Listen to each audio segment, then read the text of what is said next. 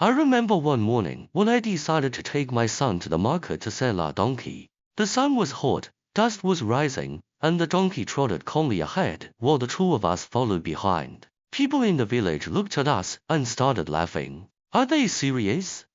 Walking behind a perfectly good donkey, that's dumb. I scratched my head and thought, well, maybe they had a point. Sure, I said, son, hop on, I'll walk beside you. Not 5 minutes later, we ran into two of my old friends. They frowned and said, wow, making your kid ride while you walk. No wonder kids these days grow up spoiled. Make him walk, man, or he'll turn into a prince before you even get home. That sounded reasonable too. So I made my son get down and took the saddle myself. A few miles later, we met a girl milking a cow. She looked at me with disgust and said, seriously? You're just riding comfortably while your little boy struggles to keep up. That's cruel. Cruel, me. I felt terrible. So we pulled him up with me, and the two of us rode together toward town. But the donkey started gasping and wobbling like it had just run a marathon.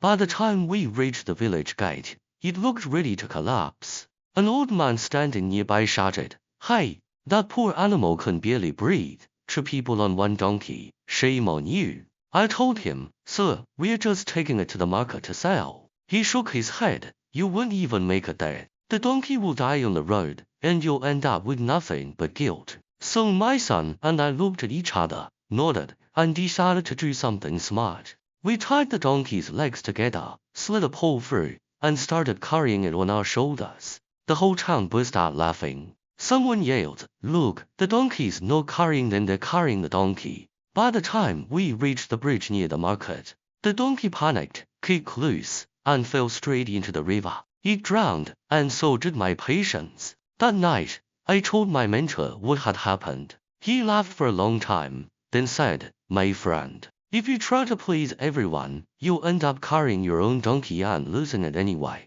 He was right. Later in life, I saw the same thing happen again and again. In a community kitchen, people couldn't agree on anything: too little food, too much salt, not enough salt. Someone tried to fix it by guessing what everyone wanted. And guess what? They made everyone unhappy. Whether it's donkeys or dinner, you just can't please the whole crowd. So now, whenever I catch myself worrying about what people will say, I stop, take a breath, and remind myself better to walk your own path than to drown with someone else's donkey.